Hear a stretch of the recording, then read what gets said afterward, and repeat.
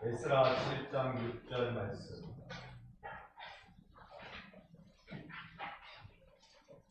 에스라 7장 6절 8번 말씀.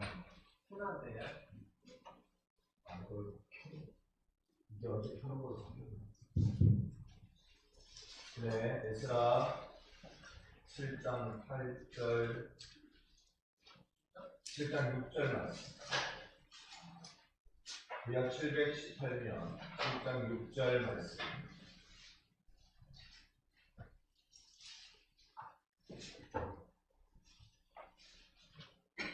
찾으셨으면 7장 6절 말씀 한 목소리로 함께 등록합니다. 이 에스라가 바벨론에서 올라왔으니 그는 이스라엘의 하나님 여호와께서 주신 우리의 일본에 축복하셔서 그의 하나님 여호와의 도우심을 입고 왕에게 구하셨습니다. 아멘. 꿈꾸는 자, 여러분, 우리 반성교회가 꿈꾸는 자들로 가득하기를 소망합니다. 예수의 보여주신 이 시대를 향한, 그리고 앞으로의 누릴 그 시대를 향한 하나님의 꿈을, 하나님 우리에게 주신 그 꿈을 함께 누리며 나가기를 원합니다. 우리가 비전이라는 제목으로 계속 살펴보고 있는데요. 그 비전이라는 것은 근데 막연한 꿈이 아니라 하나님이 이루실 꿈일 줄 알고 그 다음부터는요, 그 꿈을 향해서 열심히 살아야 되는 것입니다. 꿈만 꾸고 있으면 진짜 꿈입니다. 꿈만 꾸고 있으면 그냥 꿈이고, 그걸 향하여 열심히 살아가는 것, 그걸 우리가 비전이라고 부르고, 그리고 실현이라고 그렇게 부를 수 있죠. 그래서 역사적으로 위기를 극복했던 모든 그리스도인들은 항상 주님이 주신 꿈을 가지고 힘써 살아낸 사람들이었습니다. 오늘 이제 우리는 계속 성경의 인물들을 통하여 비전이 어떻게 실현되어 있는지를 보고 있습니다. 오늘은 에스라를 통해서 한번 여러분과 말씀을 좀 나누어 보려고 합니다. 에스라 그러면 누구더라? 누구지 에스라가? 여기에 성경에 에스라라는 성경이 있습니다. 그 네미야 앞에 에스라라는 성경이 있었다. 이 정도까지 우리가 기억을 할 수 있을 것입니다. 사실 에스라부터 이제 성도들의 기억이 좀 가물가물해져요. 그 전까지는 성경의 그 앞에 있는 그 전까지는 역대하까지는 그런 거 있었다 기억나는데 그 다음부터 헷갈리기 시작합니다. 지금 여러분 엄청나게 너무 많이들 헷갈려하고 계세요. 저 큰일 났습니다. 제가 오늘 또 원고 안 보고 여러분도 배워 가까이 나가서 좀 말씀을 나누고 있습니다. 자,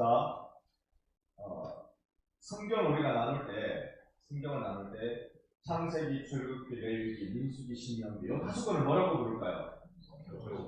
모세가 기록했다고 해서 모세 오경이라고 부릅니다. 그런데 모세가 이 시대를 다 기록했을까요? 창세기부터 쭉 다 기록했어요. 기록했는데 신명기 끝자락에 보면 모세가 죽고 난 뒤에 기록이 조금 있거든요. 요거는 그때 사람이 붙였겠죠. 죽고 난 뒤에도 기록했다 이러면 안 되고, 그러나 모세 오경이라고 그렇게 말합니다. 자, 모세 오경 딱 놔두고 그 다음부터 요서부터 사사기, 룻기, 사무엘, 상하, 열왕기, 상하, 역대, 상하, 그 다음에 에스라, 느헤미야, 에스더, 여기까지 혹시 뭐라고 부르지 아세요? 역사서라고. 역사의 기록을 순서 따라서 기록해놨기 때문에 역사서라고. 역사서 다음에 쫙 나오는 게 욥기, 시편, 사본, 전도서, 아가서. 여기까지를 뭐라고 부를까요? 시가서라고 부릅니다. 그 다음부터 나타나는 이사야, 예레미야, 에가, 에스겔, 다니엘까지를 내선지서. 그 다음부터 이름도 외우기가 좀 가물가물한 등등등은 소선지서라고. 여러분, 이거 하는 사람은 한국에 몇 명 안 돼요.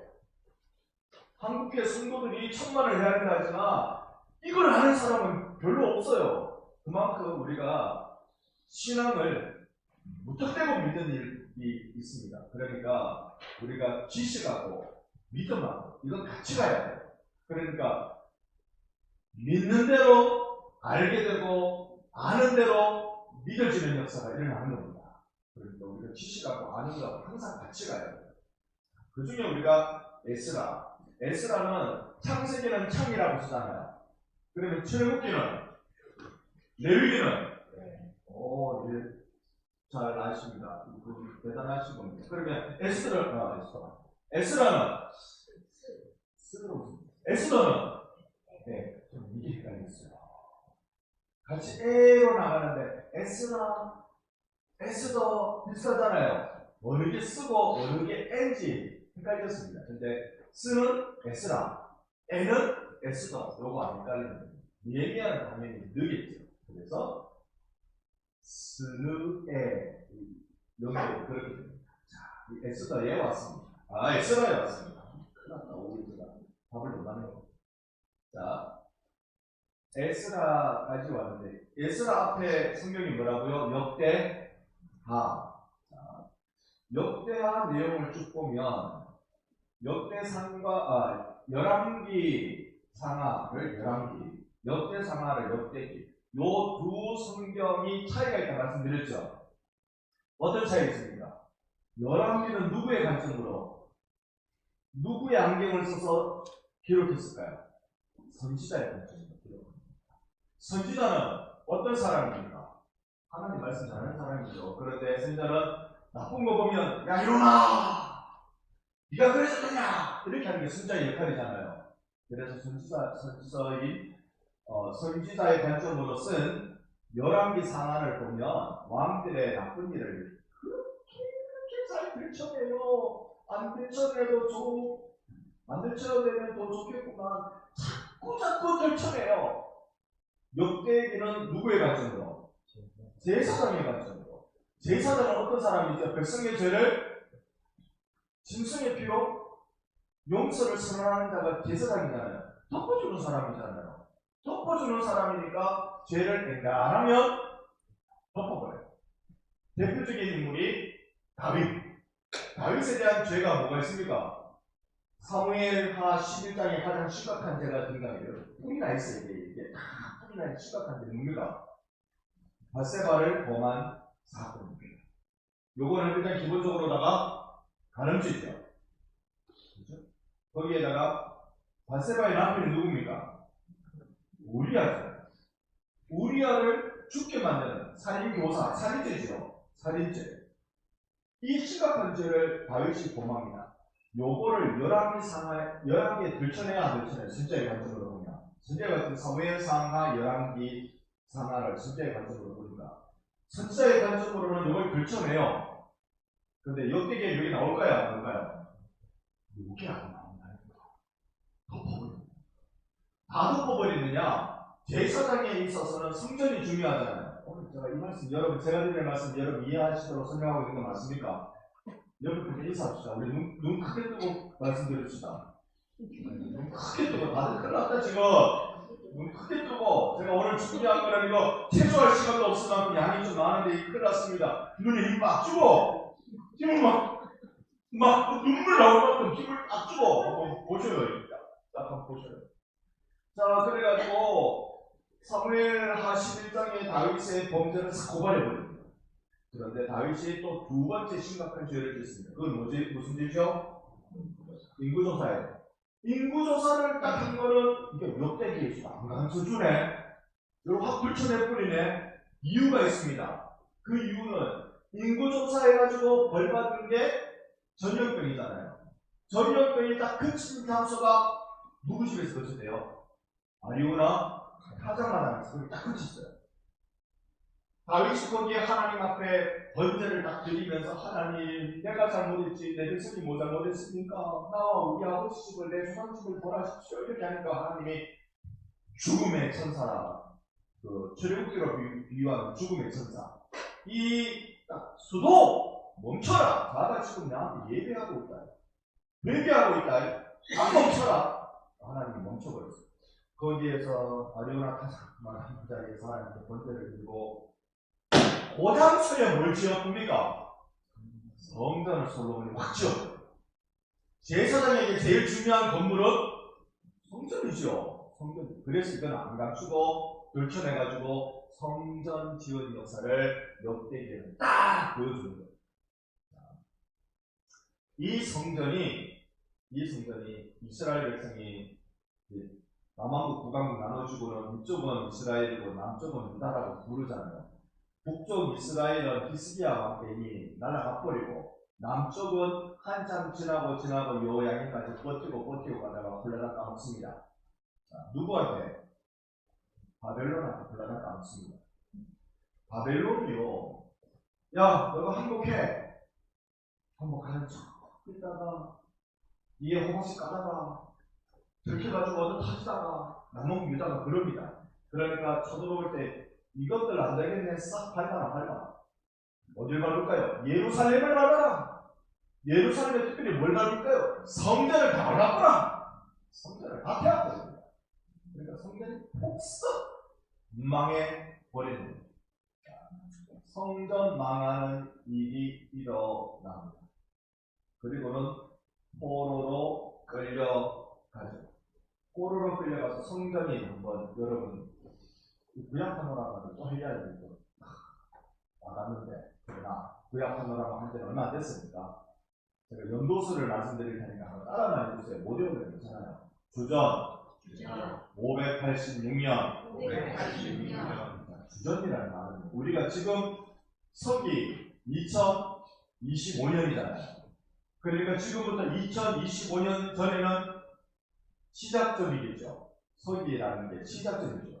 그보다 더 이전으로 지금은 서기 1년, 2년, 2000년, 2025년까지 왔다면 주전이라고 말하면 여기 시작점에서 이쪽을 1년, 2년, 586년 여기 예루살렘 성전이 무너진 겁니다. 계산법이 좀 서로 달라요. 여기는 계속 숫자가 많아지면 많아질수록 더 오래된 거예요. 이쪽은 숫자가 많아지면 많아질수록 더 최근 일이에요. 이렇게 바뀌어지는 게 예수님이 오신 그해부터 시작한다 해서 주전, 주후 이렇게 나옵니다. AD, BC라고 말하는 그런 의미입니다. 자, 여기 예수님 오시기 전 586년 전에 예루살렘 성전이 박살이 나왔어요. 이스라엘 남왕국 유다가 이제 포로로 다 붙들려갑니다. 1차 포로, 2차 포로, 3차 포로로 다 붙들려갑니다. 그리고 여기 바벨론에서 이제 노예 생활을 합니다. 주로 그 말 가까이에서 노예 생활을. 근데 그 노예였다고 말하기보다 하나님께서 무너져가는 이스라엘을 불쌍히 여기셨어요. 바벨론을. 바벨론에 살고 있는 유다인들을 하나님 불쌍히 여겨주셨어요. 여러분 붙들려가면요 노예가 사람입니까? 여러분 어때요? 노예가 사람입니까? 노예가 사람 아닙니다. 예수님 당대에 그거 제사 목록에 보면 모든 건 사람은 한 사람, 두 사람 해야 되고 노예는요 개나 돼지나 해야 되듯이 한 마리, 두 마리가 해야 됐습니다. 사람 아닙니다. 노예가. 그냥 때리면 맞아야 되고 죽이면 죽어야 되는 게 노예입니다. 인권이라는 게 없어요. 그런 붙들려가는 이스라엘 백성들, 그 유다인들을 하나님이 불쌍히 여겨가지고 그래도 이들을 함부로 하지 못하도록 굉장한 지도자를 좀 세웠습니다. 첫 번째, 1차 바벨론 포로로 붙들려갈 때 누가 붙들려갑니까? 다니엘이 붙들려갑니다. 똑똑해서 붙들려가요. 1차로 붙들려갈 때는 똑똑해서 제국에 도움이 될 만한 인재다 싶은 천재쯤 되는 애들을 다 끌고 갑니다. 다니엘이 거기 가서 세상에 그가 바벨론의 어떤 공직에 이르죠? 총리라는 공직에 이릅니다.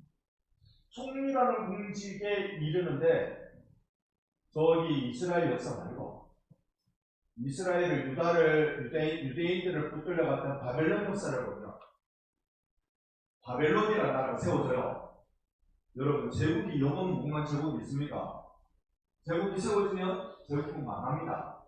제국이 망할 때 그 제국이 바벨론이 망하고 난 뒤에는 그 메데 바사 제국이라고 나와요. 메데는 메디아라는 제국이고요. 바사는 페르시아라는 제국입니다.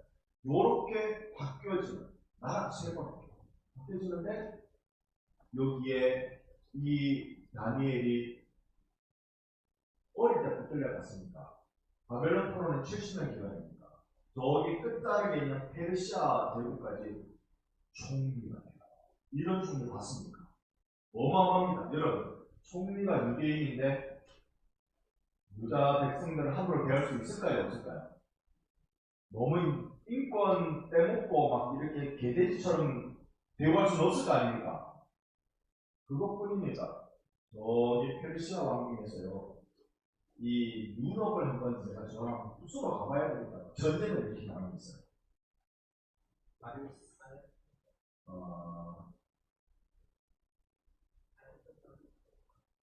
아닥사스다 왕이죠. 아닥사스. 에스더예요. 다리우스가 무슨 크세르크세스. 다리우스가 전대왕이고 그다음에 크레센스가 사대왕이고 아닥사스가 5대왕이에요. 크세르크세스가요 2차 유럽 원전을 뒤집니다. 1차는 말씀하신 대로 아닥사스 왕이 전쟁을 펼치고요. 아버지의 복수를 하려고 2차 전쟁에 침공에 들어가는데 그때 그 배경으로 만든 영화가 삼백이라는 영화입니다. 그 배경으로 만든 영화.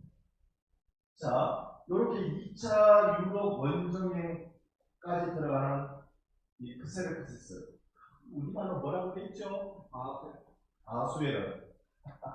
아수에르 왕. 아수에르 왕이 이 제국의 페르시아 제국의 황제가 되어 있을 때, 그때 아수에르가 웬 처자 앞에 반해가지고 제국의 황후 꼭 만들었다는 거 아닙니까? 그 황후 이름이 뭐게요? 에스다. 황후가 유대인이면 그 제국의 사람들이 유대인을 함부로 대할 수 있을까요? 없을까요? 이게 하나님 만들어서 안전장치라고 저는 그렇게 생각합니다. 비록 포로로 끌려왔지만 하나님께서 포로 중에도 보호하시려고 하나님이 안전장치를 만들어 주셨다. 그렇게 성경에 해석합니다. 여기 바벨론 포로로 끌려와서 이제 1년, 2년 정도 이렇게 항상 고생하고 70년 세월을 채웁니다. 사실은 70년이라고 포로 생활 70년이라고 딱 말할 수는 없습니다. 그 이유는 더 늘어나기도 합니다. 그런데 70년이라고 말하는 이유는 586년에 무슨 일이 생겼다고요? 성전이 무너졌습니다. 70년이면 586에다가 70을 빼면 516년, 요 세월이 지난 거예요. 그건 빼기라고 했습니다. 516년의 세월이 딱, 주전 516년에 무슨 일이 생겼냐면 성전을 새로 짓습니다. 누가 지었을까요? 아니, 하나님이 지었죠. 하나님이 누굴 통해서 지었을까요? 스룹바벨을 통해서 짓습니다. 스룹바벨. 여기가 이제 아직 에스라는 귀환하지 않았고, 포로에서 본국으로 오지 않았고, 여기 유다 나라에 일어난 일이었습니다. 한참 동안 우리가 70년 세월을 한번 살펴봤습니다. 70년의 세월. 그리고는 여기 유다의 수룹바벨이 세운 성전이 만들어졌습니다. 크기는 솔로몬에 비해서는 형편없지요. 나이가 한 80쯤 되시는 분들은 어릴 적에 성전이 얼마나 큰지 봤잖아요. 요 성전 크게 보니까 울어요. 너무 쪼매나게 지었다고. 성전 그러면 이들의 삶의 전부를 차지할 정도의 영향력이 있는 거예요. 그 정도로 성전을 다 지었어요. 그러면 여기 이제 또 하나, 70년의 세월 동안 바벨론 포로에서는 이 바벨론 그발 강가를 중심으로 여기 포로로 잡혀왔을 때 유대인들은 어떻게 신앙생활을 했을까요? 신앙생활 아예 안 했을까요? 아니, 신앙생활 했습니다. 초대 그리스도인들은요, 박해가 심하니까 어디에 가서 신앙생활을 했겠습니까? 지하교회라는 말 들어보셨죠? 네. 북한은 지금 지하교회에서 신앙생활 하잖아요. 북한이 하고 있는 지하교회는 지하교회 땅굴 파고 들어간 겁니까? 몰래 하고 있는 겁니까? 몰래 하고 있다 해서 지하교회라고 다 불러요. 몰래 하고. 근데 초대교회는요, 진짜로 지하로 들어가고 있어요. 어디에요? 무덤이에요. 이 지형 자체가 땅을 파는 그게 스퀘어한 문제예요. 땅을 파면 계속 파들어갈 수 있어요. 그러니까 무덤을 지하로 이렇게 내장하는 그런 일이 우리나라처럼 이제 공분 만드는 게 아니라 그냥 갖다 놓는 겁니다. 땅 파고 갖다 놓고, 땅 파고 갖다 놓고. 이렇게 로마라는 도시 있으면 주변이 전부 다 묘지, 지하 묘지가 이렇게 만들어요. 로마 그렇고 터키도 그렇고 이렇게 복음을 듣고 예수 믿는 사람들이 박해를 받아서 그들이 어디에서 신앙생활을 했냐면 무덤이 있는 데서 신앙생활. 잡힐 확률이 훨씬 줄어들겠죠. 무덤 곁에 잘 안 갑니다. 잘 안 갑니다. 그러면 할까 싶어가지고 눈 뜨시라고. 눈 뜨시라고. 눈가 오면 내다리내다가 잠을 오는데. 자, 그래가지고요, 무덤에 가서 저 땅굴 파고 깊이 들어가서 예수님의 신앙생활을 해왔습니다. 유대인들이 바벨론 포로 70년의 기간 동안 어떻게 신앙생활했을까요? 성전은 무너지고 없잖아요. 올 수도 없고 거리가 엄청나게 멀어요. 여러분 바벨론이라 그러면 거의 이라크 지역인데 거기에서 이스라엘까지 온다고요. 비행기도 없고 그 시즌에 올 수 있는 가능성이 없습니다. 이렇게 먼데 그들의 신앙의 방식이 바뀝니다. 이전에는 성전에 가서 제물을 가지고 가서 3대 절기를 지키고 그렇게 예배하는 것이 이스라엘의 신앙의 모습이었습니다. 자기 살고 있는 동네에는 레위인들이 거기에 다 있기 때문에 거기에서 하나님을 예배하는 방식이었습니다. 그런데 이게 성전이 다 무너지고 없어졌으니까 바벨론 지역에 와서 어떻게 신앙생활합니까? 유대인들이 모이면 거기에 회당을 짓기 시작했습니다. 회당이 만남의 장소 이런 겁니다. 회당을 짓기 시작했어요.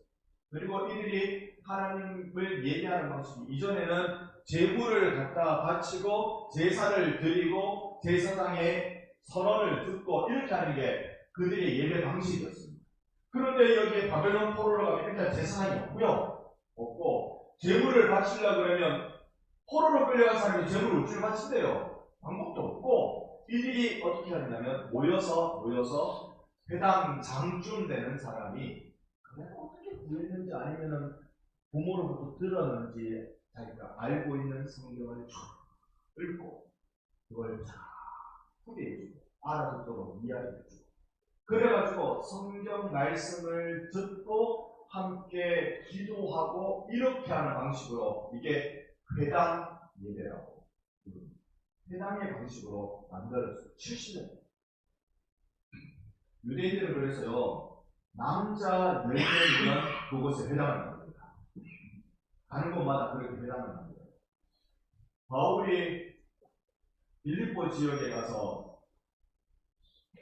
회당을 찾았는데 회당이 없어요. 그 말은 거기 유대인들이 많다는 말입니까? 적다는 말입니까?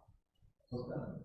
그만큼 적다는 거예요. 남자 10명이 안 됐어요. 남자 10명이면 무조건 안 됩니다. 안 됐어요. 거기서 유대인이 한 8을 만납니다. 옷감 장사 누굴까요? 루디아가. 그 유대인이었어요. 이름이 유대인이라고 써놓은 거예요. 루디아라고 하는 그 유대인. 자, 이렇게 해가지고요.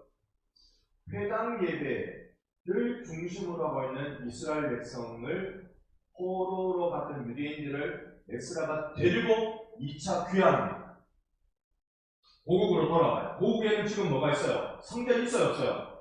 있죠, 지금. 누가 지었는데? 수르바벨. 수르바벨이 지은 성전들이 딱 있어. 포로로 갔던 유대인들을 딱 데리고 에스라가 귀환을 딱 해. 그러면 여기서는 하나님께 예배를 드리는 형태가 어떻게 돼야 돼요? 이게 이제 축제가 생깁니다. 여기에 이제 새로운 축제가 생기는 거예요. 이전처럼 성전 중심으로 예배를 할 것인가? 아니면 바벨론 포로로 있을 때 회당 중심으로 예배를 할 것인가? 그래서 여기에서는 뭐라고 부르냐면 토라 성전 형식의 예배라고 부릅니다. 토라라는 말이 하나님의 율법, 말씀이라는 말입니다. 모세오경을 토라라고 부릅니다. 그러니까 성경 말씀과 성전을 중심으로 예배하는 제3의 모습이 나타나기 시작합니다.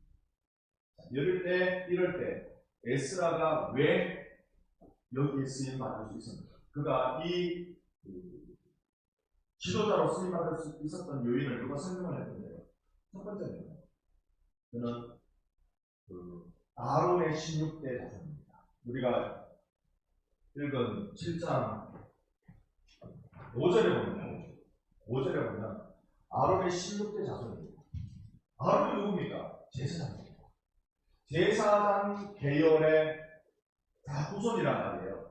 그러면 여기에 토라와 성전 중심의 예배를 진행하는데 적합하다 안 하다? 적합하겠죠. 그러니까 제사장은 세습이거든요. 아버지 제사장이면 아들도 제사장이면 세습이에요. 그러니까 거기에 딱 맞는 적합한 사람이다. 그 다음에 우리는 6절을 읽었나요? 우리가 읽은 말씀을 보면 하반절에 보면 모세의 율법이 어떻게 해요? 6절에 모세의 율법에 제가 보는 성경하고 여러분 보는 성경하고 틀립니다. 7장 6절 중간에 여호와께서 주신 모세의 율법에 학자 익숙한 학자 에스라는요 학사로 통해요. 학자라는 겁니다. 그러면 바벨론에 가서 공부를 했나? 그건 아닐 거잖아요. 그가 학자인 이유는 아버지가 열심히 했지. 아버지도 제사장 계열이었잖아요. 자기가 16대 손이면 아버지는 15대 손이죠. 그러면서 제사장으로서 알려줘야 되는데 다 알려주니까 물론 에스라가 아마 천재였을 거예요. 그걸 다 듣고 자기가 율법을 암송하고 율법을 해석하고 율법을 설명할 줄 아는 사람으로 학사로서 준비가 다 되어 있는 거예요.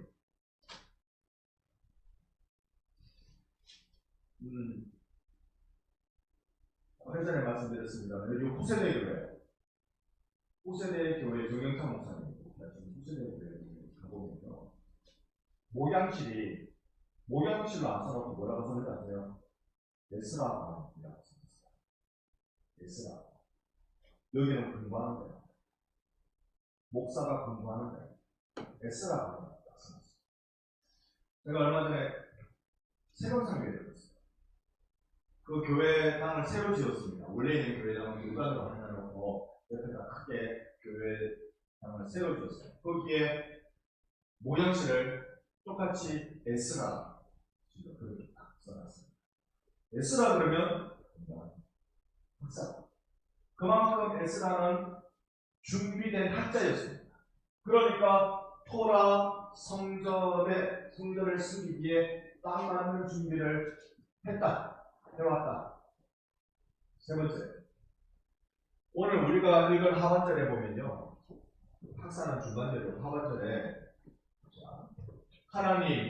그의 하나님 여호와의 도우심을 입음으로 왕에게 구하는 것을 다 받는 자. 당시의 왕에게 아다사스다 왕에게 에스다가요 구하는 대로 다 받았다. 왜냐? 그는 그 페르시아 제국의 고위 공직자였습니다. 고위 공직자로서 그가 그 영향력을 끼칠 수 있는 대로 왕에게 조서를 구하고 왕이 내린 조서가 뭐냐면 얘 무사히 유다로 갈 수 있게 해줘라 정도가 아니라 얘가 필요하다면 다 밀어줘라. 그게 조서였습니다. 그러니까 가서 다 이걸 해내갈 수 있는 준비된 사람이었다. 그러면 이 준비된 사람이 여기 와서 뭘 할 거냐? 이제 그게 중요하죠. 준비된 에스라가 뭘 할 거냐? 봤다. 많이 하는데 이제 여러분 너무 힘드신 것 같아요. 제가 간단하게만 여기서 뭐 할 거냐 그것만 잠깐 좀 하고 마치겠습니다. 여기에서 보면 8장 21절 한번 보시죠.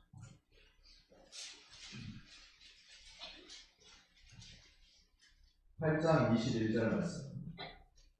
우리 같이 한번 함께 8장 21절 읽어봅니다. 그때에 내가 바로와 강가에서 번식을 선포하고 우리 하나님 앞에서 스스로 경배하여 우리와 우리 어린아이와 모든 소유를 위하여 평탄한 길을 그에게 당부하였으니 하나님 이제 우리 예루살렘으로 돌아갑니다. 우리에게 평탄한 길을 주세요라고 당부하는 겁니다.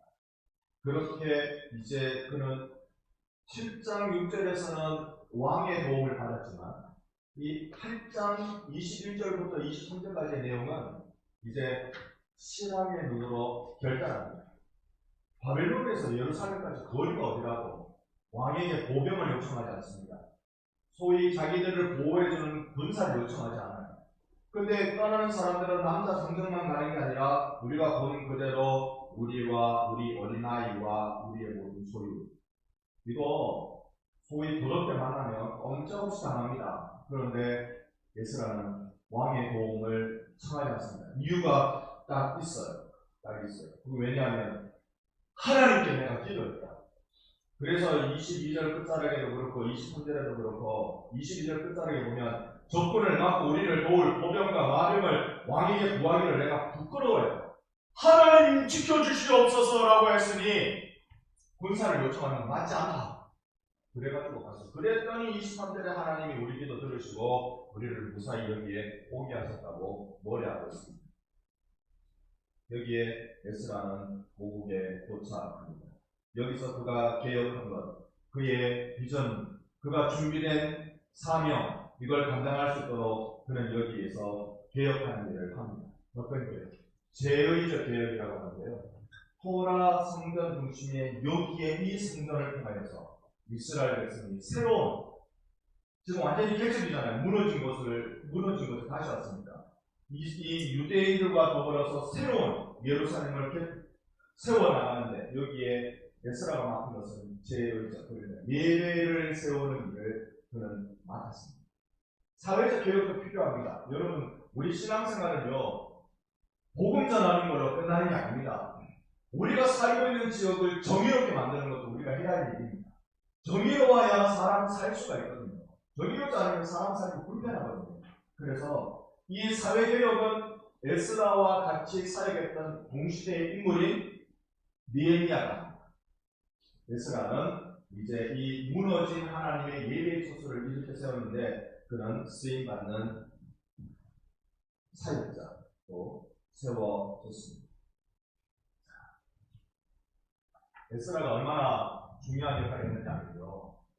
이전에는 성전에서 제물을 바치면서 제사하는 제사법에 의해서 운영되는 성전을 이제는 제사가 아닌 율법이 대체하는 성전으로 만들어가는 일을 에스라가 했어요. 그것이 오늘 우리에게 어떤 의미로 다가오느냐면, 물론 제사가 아니라 말씀이다. 이거는 우리에게 있어서는요, 제사가 아니고 십자가다. 이거는 우리가 구약의 제사를 신약의 십자가로 대체했어요. 근데 에스라를 통해서 성경을 풀어주는 일이 일어났단 말입니다. 이게 우리에게 말씀을 대한 성경 해석의 출발점을 교회에 주기 시작한 큰 역할을 해냈습니다. 유다 사회를 변혁시키는 일을 에스라는 꿈꿨고 그걸 해낼 수 있었습니다. 오늘 우리에게 있어서 이 시대를 바라보면서 우리 교회가 이 시대를 변혁해 나가는 일을 할 수 있기를 바랍니다. 교회가 해야 됩니다. 세상 나라가 맡아진 대로 자기 역할을 하면 됩니다. 세상 나라는 칼빈이 말하기를 세상 나라와 교회는 둘 다 하나님이 세우신 기관이에요. 둘 다 하나님이 세우신 기관인데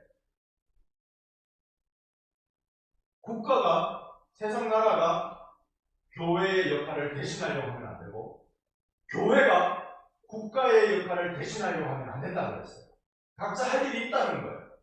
국가가 할 일이 뭐냐면 교회로 하여금 진리를 지킬 수 있도록, 진리를 수호할 수 있도록 보호해주는 역할을 해야 돼요. 국가는. 그래서 신앙의 자유를 만드는 일. 그 다음에 국가는 정의를 실현하는 일을 하도록 하나님께서 국가에게 권력을 주셨다는 겁니다. 이 두 가지 못하면 교회는 국가를 향하여 저항할 수 있다. 이게 칼빈이 말하는 교회와 국가의 관계입니다.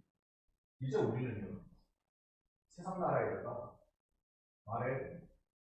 새로운 변혁, 우리가 이 무너져가는 듯이 보이는 이 세상에서 우리가 어떻게 하나님의 나라를 여기에 세워갈 것인가? 교회가 하나님이 세우신 기관이라면 국가도 하나님이 세우신 기관입니다. 그러면 국가가 하나님이 세우신 기관으로 그 역할을 하도록 하는 것이 진리를 수호해라. 교회가 해야 될 일을 할 수 있도록 너희들이 보호해줘야 된다. 두 번째, 정의를 실현해라. 정의가 무너지면 안 된다. 이거 우리 기도하고 섬겨 나가야 할 일입니다. 새로운 시대를 우리를 만나는 것 같아요. 여러분들이 다들 걱정하시고 다들 우려하시는 것처럼 이 나라는 더 갈등의 골은 더 깊어집니다. 한쪽이 절대로 양보 안 할걸요. 절대로 양보 안 할 겁니다. 이제 대통령마저 구속 취소가 되고 이제 대통령실인가요? 그쪽으로 이제 나오게 됐습니다. 양쪽이 이제 평평하게 이 골물대로 골라가지고 건들면 심각한 이렇게 평평하게 되어져 있습니다. 이럴 때 우리는 하나님 여기에 새로운 변혁의 일이 일어나게 주옵소서. 하나님 앞에서 새로워지는 부끄럽지 아니한 죄악과 탐욕이 아닌 정말로 이 시대를 고치는 그런 교회의 역할을 하게 해주옵소서. 그 일을 우리 금요일 하자고. 금요 기도에 우리가 그렇게 하나님 앞에 매달리자고. 지금 기도해야 할 때입니다. 새로운 시대가 열려지고 있는 중에 있습니다. 이때 기도하고 우리가 주님께 손 내밀 때 교회는 다시 이 시대에 변혁의 주체로, 개혁의 주체로 서 나갈 수 있습니다. 함께 기도의 자리에 나와서 주님 앞에 무릎 꿇는 우리가 될 수 있기를 예수님 이름으로 축복합니다. 아멘.